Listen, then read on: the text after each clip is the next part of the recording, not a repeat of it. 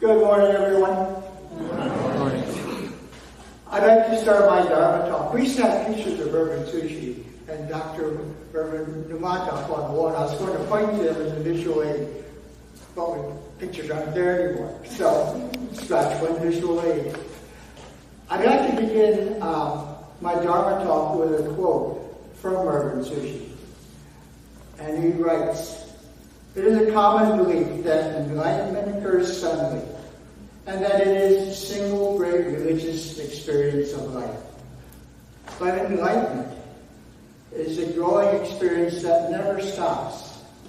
Each day we experience the joys and sadness of life, and with each living experience we come to a deeper understanding of the totality of life, its beauty, its ugliness, its successes and failures, victories and defeats, birth and death.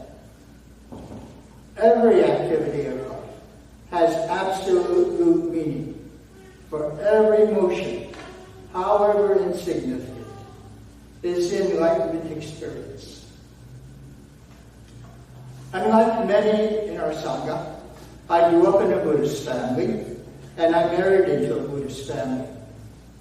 And this is certainly part of the causes and conditions that came together to start me on the Buddhist path. Nori's father, Reverend Shingetsu Akahoshi, comes from 13 generations of Buddhist priests with their home temple, Shohoji, in Kumamoto, Japan. He graduated at the top of his class at the Honganji-sponsored Ryukoku University, and after serving a year and died in China, came to the United States on September 1st, 1930, to continue his overseas ministry.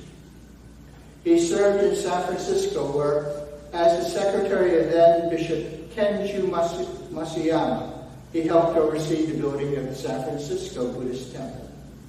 He next served at Salt Lake Buddhist Temple in Utah, which also served as the base for his mobile ministry, driving a circuit covering many of our mountain states as he went to railroad and logging camps to service the Japanese Buddhists working there.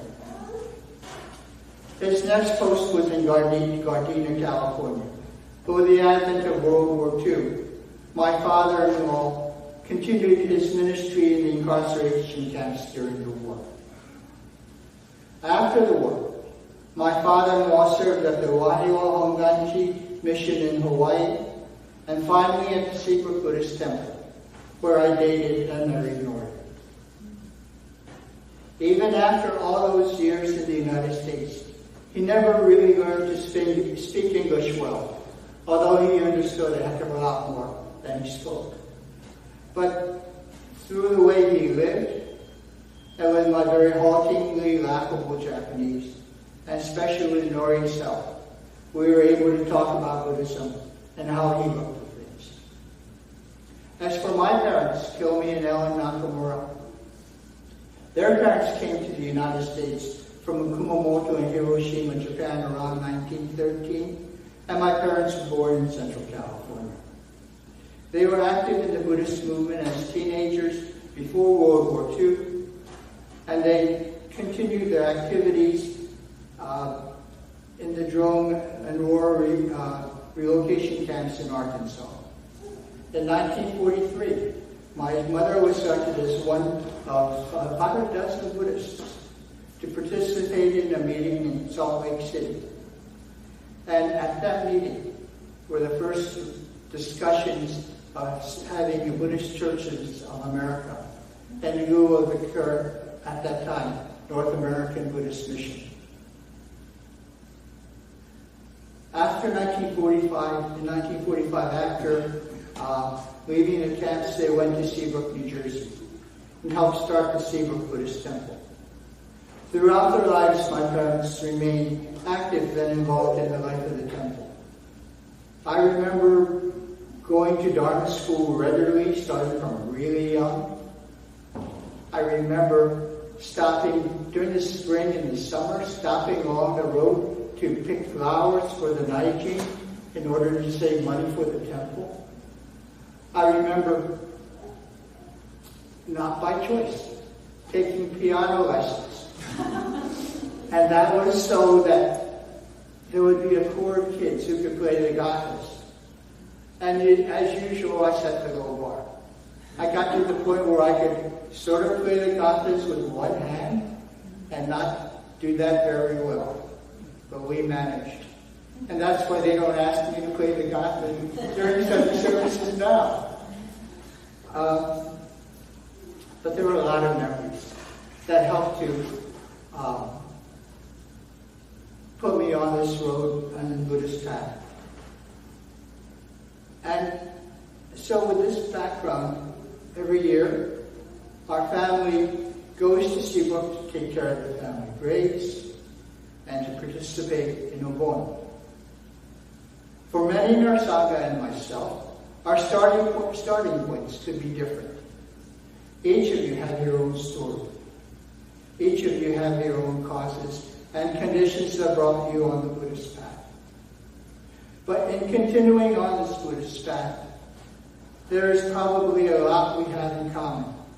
For, as Reverend Tsuji said, the Buddhist path of enlightenment is a path of human experience. Reverend Earl Kenner from the New York Buddhist Church, who was our speaker a couple of weeks ago, would add to Reverend Tsuji's idea by saying that you and I are meant to be here on this continuing Buddhist path. He would say that the driving forces in this world is the engine of cause and effect. And for us to be here now is the result of all the causes and effects of the past coming together to this point, to this here and now, that finds us on this Buddhist path. We were meant to be here.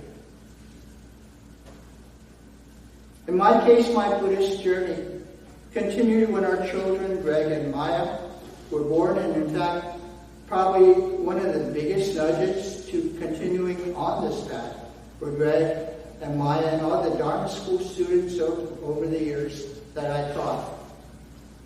In 1979, Gail and Norman Kondo and 5 other local families started the Washington, D.C. Sangha Dharma School so that our collective 14 children could have a Buddhist education and experience.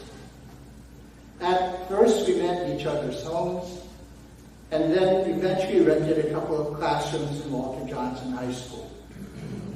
At our first meeting, we asked Reverend Arthur Gabara of New York to officiate our service. In his Dharma talk, he explained that the journey we were embarking on would not be easy, but what we were doing was that we were seeking to have our children, and with them ourselves, develop a third eye, a Buddhist eye, with which to see the world, ourselves, and our lives. I taught Dharma school for about 30 years from those beginnings. I was fortunate to work with great groups of kids and watch them grow over the years into wonderful, responsible, and contributing adults. I had to study and read like crazy just to keep ahead of them and keep asking myself, how does this fit together? Does it make sense? And as many of you know, when you teach something, you have to learn it, and you have to organize it yourself in your own mind so that you can stand there and talk to the kids. These kids were my bodhisattvas. They were this voice calling me to learn and look at myself in this process. Because of these kids, I can recite the 4 characteristics of life, the 4 noble truths, the Eightfold Path, the 5 precepts, the 8 sufferings, and so on. And there's absolutely no way that with our Dharma school students, I would have learned and studied this stuff at all. So they were my bodhisattvas. Learning with our Dharma school kids, I started to develop this third eye, this Buddhist eye. In the 1980s, because of an EKG, a heart abnormality was discovered. My PCP at the time wanted me to have a catheterization, but I was working for the Congress at that time. And as she tried to arrange a date for the procedure, I kept saying, no, I can't do it that day. I got a hearing that day. Or, no, I can't do it that day because I got these meetings scheduled. Or, no, I can't do it that day because there's a briefing coming up and I got to prepare for the briefing. And then she slammed her hand on the table and said, you got your priorities all wrong. Let's do this scheduling again. And so we sat down and we worked out a schedule.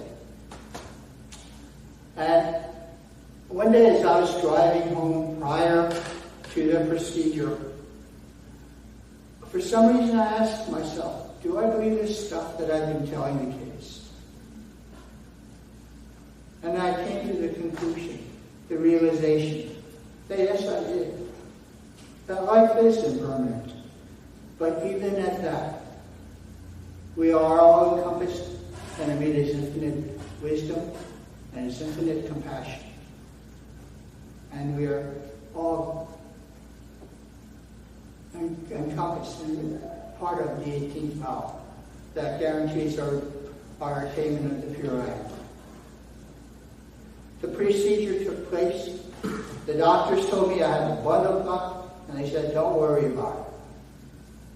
But I realized that I was starting to look at the world from a Buddhist perspective. We've probably all had the same experience as we walk this Buddhist journey, realizing that these flashes of insight don't seem to last. And we pretty much go back to being the same ego-based fools that we always were. We retrogress. So we learn and we relearn those lessons. And hopefully we don't retrogress as far each time.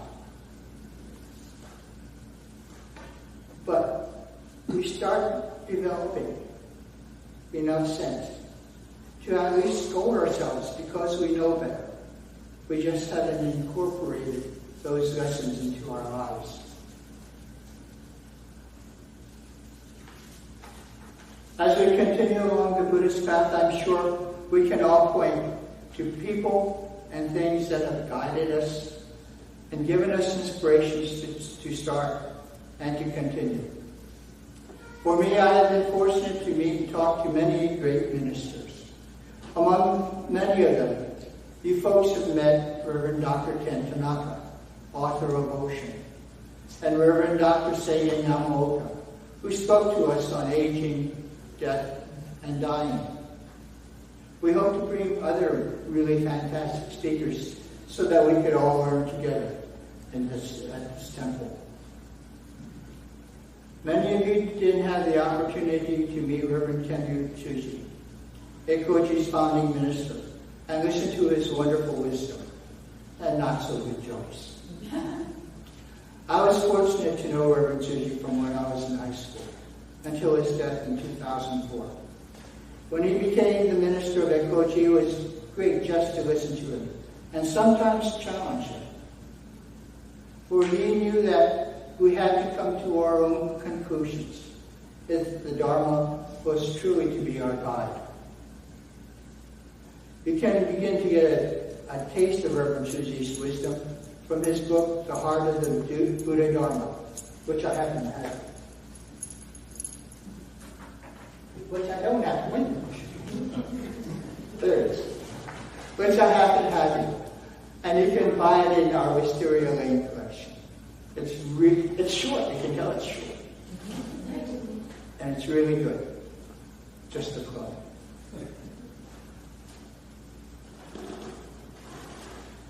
As Reverend Nakamura said, enlightenment is a growing experience that never stops. And so the journey in our spiritual growth continues. Through our open Dharma discussions in our Buddhist study group with Anne Steger, I keep learning and thinking about things because of my new bodhisattvas, our Sangha members. It was recently through our book readings and discussions that I came to look at our awakening in another light. I had always believed that with our death, we would lose our ego and become one with Amida and the Dharma. But in our discussions, I learned that we can have an awakening of faith in Amida's wisdom and compassion in this life. That awakening is nowhere near the experience of Siddhartha, but in its own way, it leads us to a peace of heart that reflects in our daily lives. Reverend Marvin Harada of the Orange County Buddhist Church said in an online seminar that we listened to in the discussion group, quote, "Once we have an understanding about our own death, our own mortality, everything else becomes a piece of cake." Our Sangha member Vicky, a cancer survivor, shared with the group how after her cancer, she started looking at the world differently. And that for many things, what were once big things to her, didn't seem quite so big and important anymore. The third eye of the Buddha. As we went to the family grave in Seabrook to offer Gasho and have a short service this past Obon, there were many memories of my parents and grandparents. For instance, I remember my mother in her last days reminding me, after a particularly frazzling day, that there were no worries in the pyramid. But I think as I continue on this Buddhist path, I hope to end up where my grandmother lived. She lived with us in New Jersey, and I remember seeing her Gasho every night in deep spiritual reverence, and I believe in gratitude, to the moon each night. I'm not sure quite why the moon. They say that we have to have an object in the Naiji because we as human beings need something to point to extend our gratitude. So she used the moon since it was fairly constant.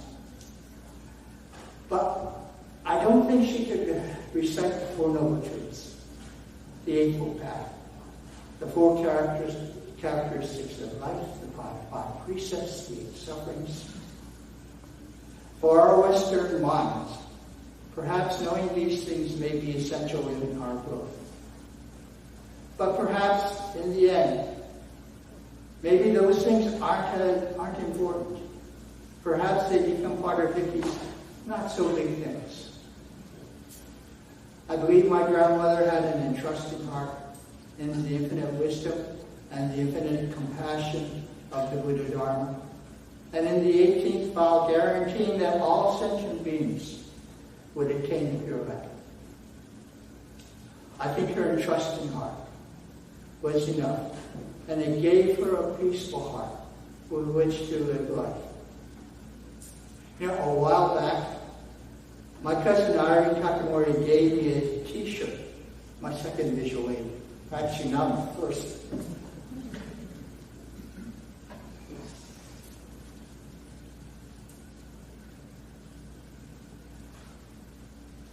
It's big. And the t-shirt says, Shinjin To. Shinjin and. And so I looked at it, and she said, in her cousinly way, "You're really stupid, aren't you?" It means Shinjin. If you have Shinjin, the entrusting heart, you don't need anything else. There is nothing more. Shinjin To, Shinjin and nothing. The entrusting heart. And nothing else is needed. So after all these years, I think thinking back to Irene's t-shirt and my memories of my grandmother, I think I'm beginning to understand. As I close my Dharma talk, I am always reminded of the advice that my father-in-law gave me. Actually, he gave it to me several times. He said I should end by reading something of substance so that I won't have wasted all your time totally. I used to tell my Dharma school students that we take this journey on the Buddhist path, that as we take this journey on this Buddhist path, Amida Buddha calls to us constantly to understand ourselves and to live the Dharma. So I tell you all, I rejoice in our walking the Buddhist path together so that we can help each other along the way. And again, I call on Reverend Tuji's wisdom to guide us both in this journey of spiritual growth and religious understanding. He writes, listen to the voice of the Dharma. Listen to the birds singing in the morning, the wind sighing in the boughs overhead, the roar of the waves on the beach. Listen to the rain on the roof and the snow falling in the field.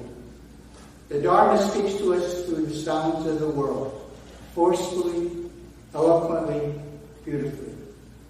It speaks of the unending change around us, the immutable truth of interdependence, and the peace in nature. Do we have the ears to hear and listen? Listen to the Nembutsu and the Hondo. Listen to the noble silence of the Buddha. Now, one notes.